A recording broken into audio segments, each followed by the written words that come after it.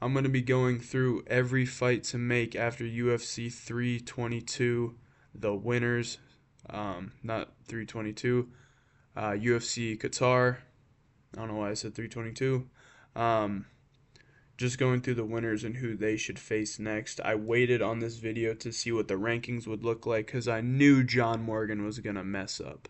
I knew it. So, um, obviously, the fight to make for normal fans is Ilya Topuria versus Arman Tsarukyan, but the UFC likes to give favorable fights to their new champion, so I could see them doing a Paddy Pimblett versus Ilya Topuria in January or whatever. I don't know when Ilya is going to be active again, but I don't want to see that because before this, whatever, fine, Paddy could have it. But Arman Tsarukyan is the clear-cut number one contender. He's next in line for the belt.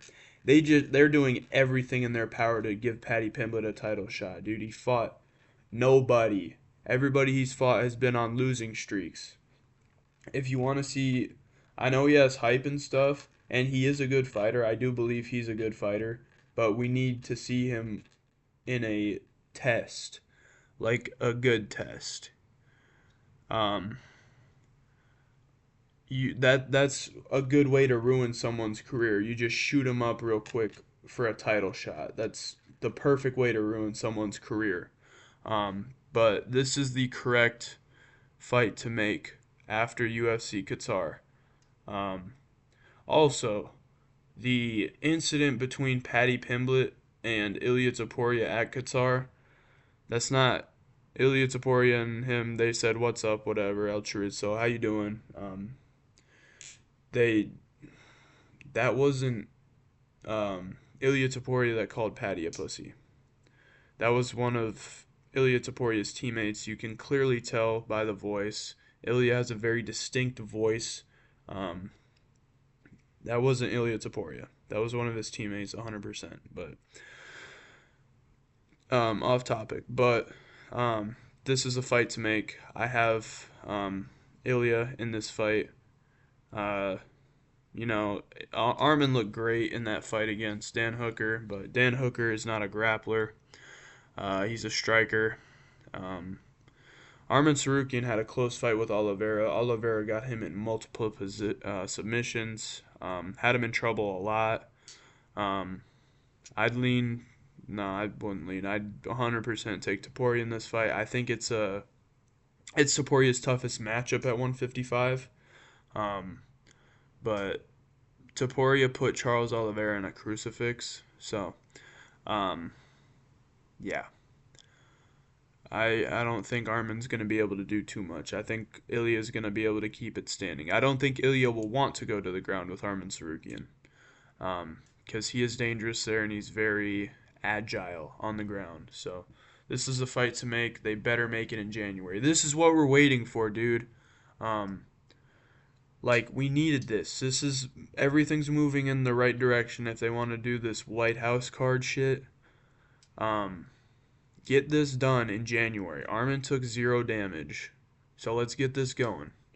Um, Next up, people aren't gonna like this, but Ian Gary is gonna be fighting Islam Makhachev.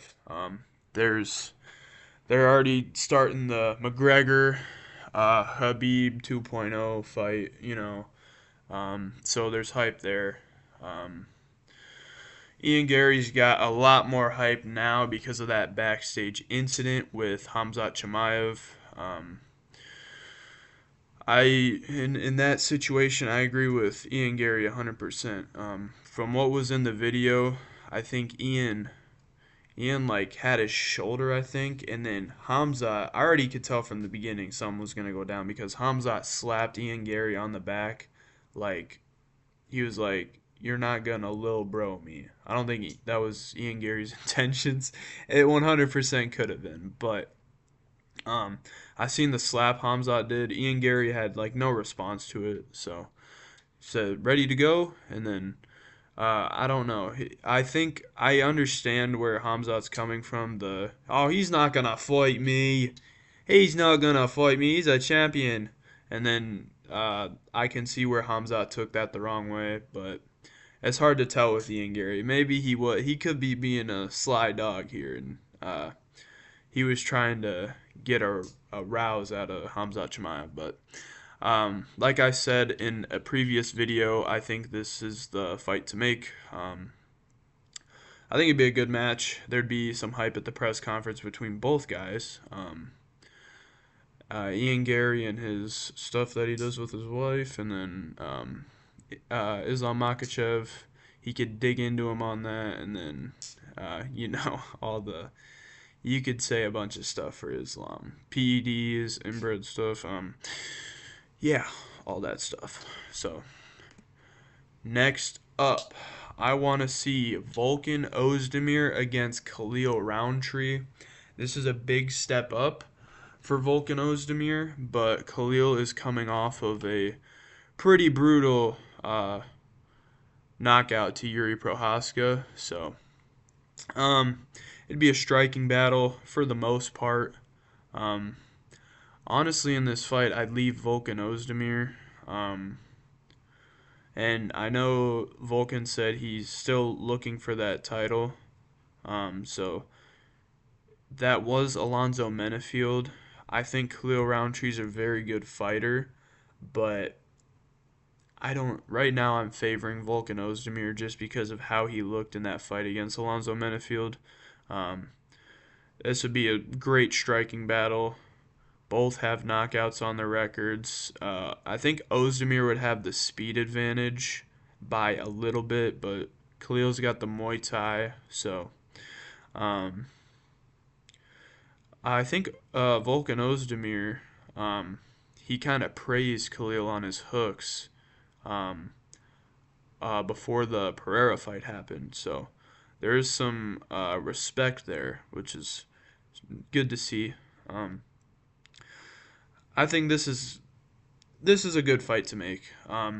35 and 34, I believe. Ozdemir's kind of on a he's iffy. I think he's like three and something. He might be like 3-5 in his last couple. So yeah, I think this would be a great fight. An absolute banger in the light heavyweight division. And yeah, next up, I think you got to do Michael Chiesa versus Miktabek Oralbai. You got the old man versus the young up-and-comer. Chiesa's, I'd say he's kind of a gatekeeper in a way, but he has really good grappling. Oralbai does it all, though, bro. He can knock you out, and he could submit you. I think this is a good test for Miktabek Oralbai. The Jack Hermanson fight didn't prove too much. It was a great knockout. But that kind of showed how bad Jack Hermanson was because like he got clipped on the ear and that knocked him out. Like it's either Miktabek Oralbai's got some wild power or Jack Hermanson's just that ass, and I think it's more likely that he is that ass. So, yeah. Yeah, I think this would be a good card going into 2026. Maybe like a co-main event to on a fight night. I think that'd be good. Oralbai just got a lot of hype out of that fight, and Michael Chiesa has a name, and he's on the commentary table. So, and Chiesa's old, but he's still in it, dude. He's on a 3-fight win streak, dude. So maybe he's still got it in him, but I think we need a guy to take him out, get the younger guys up in there, you know. Yeah, I think that'd be a great fight, and I'd 100% take Miktabek Oralbai. Next up, Waldo Cortez Acosta. Low key, I want to give the dude a title shot, but because of Volkov, they gotta fight each other. Volkov just beat Gialton Almeida, and that was a number one contenders match. So while I'd love to see Waldo Cortez Acosta in a title fight soon, especially with the whole eye poke situation, I can't do it. Um, you gotta fight. I want to see, dude. Volkov's just had two shit fights, man. He got robbed in one, and this was a rough one in the other. He just got held down by Jailton Almeida. Um, so I think this would be a banger of a fight. I'd lean Volkov in this fight. Um, just the height advantage. I know it. Usually, I wouldn't want to take that into consideration, but as Volkov, dude, he's very hard to. I don't think Waldo Cortez Acosta is going to want to strike with Volkov. Volkov's he's built different.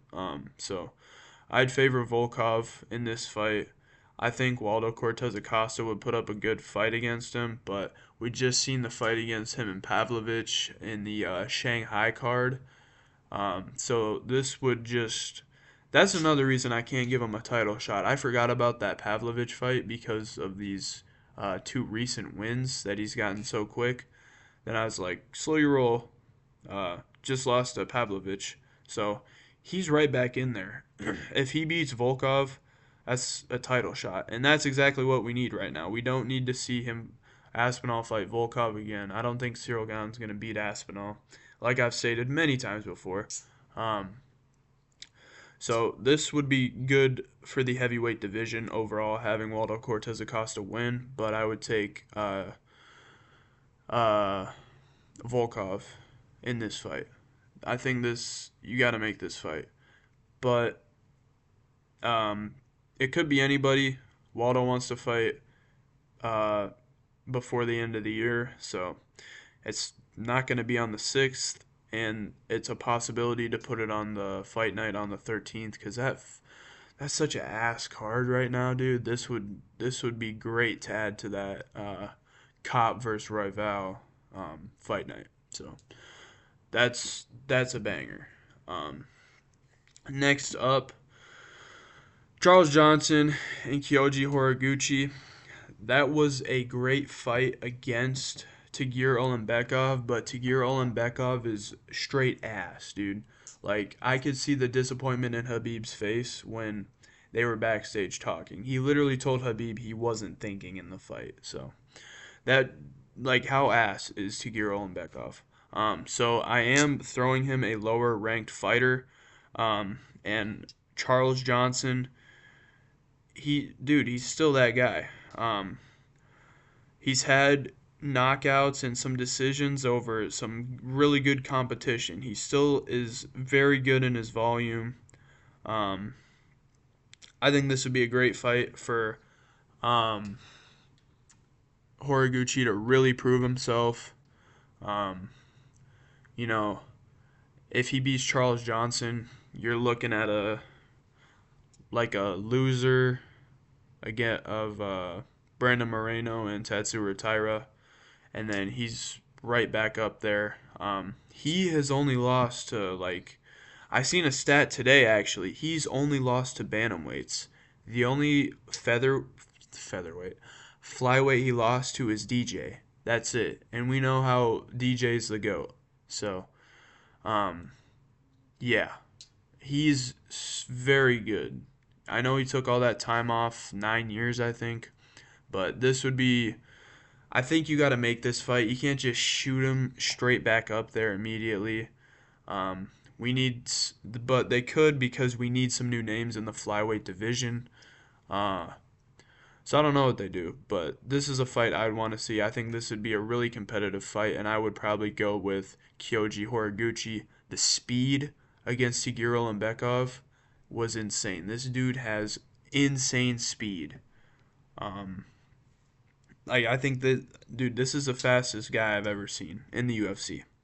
Um, yeah, I think the UFC should make this fight 100%. Um, Next up, I want to talk about the welterweight rankings. John Morgan, you are a fucking retard. So Shavkat Rakhmonov has not fought since last year in December. Michael Morales fought last weekend. Why is Michael Morales moving down after he just beat Sean Brady? I don't get that. This just pisses me off, dude. All the other ones are, that's fine. I'm fine with Ian Gary at 2. I'm fine with Bilal Muhammad at 5. I'm even okay with, uh, actually, I would like to move Carlos Prates to 5 instead of Bilal Muhammad, but I'm still okay with that. Dude was a former champ. That's fine, but I'm a huge Shavkat Rachmanov fan. He does not move up. I don't understand. What are we thinking here? Come on. Like, just John Morgan, you're a fucking moron, dude. Um yeah, just stupid as hell. And somehow even with Bilal Muhammad on a 2-fight skid looking really shitty. Not I can't even say that. He's looked okay in his last couple fights, but Michael Morales is undefeated. I think he should take the number 15 spot in the pound for pound rankings, or even Ian Gary. You know, because they had Shavkat, I believe, up there before, and Ian Gary's now above Shavkat. So fuck that. Nah, Michael Morales, stay where you're at. Why isn't Ian Gary up there? He just beat the former champ. Fucking dude, UFC, fix your shit. Seriously. This is not rocket science. Seriously. Like, and fucking Colby Covington's still fucking ranked, bro. Fucking guy hasn't fought in forever. Seriously, bro. Give him, I don't care. Give him an up and comer, bro. There's hella fucking welterweight up and comers. Get Colby Covington out of here. All he wants to do is gamble. He doesn't care about the sport anymore. Get him the fuck out. That's all I got. Thanks for watching. Goodbye.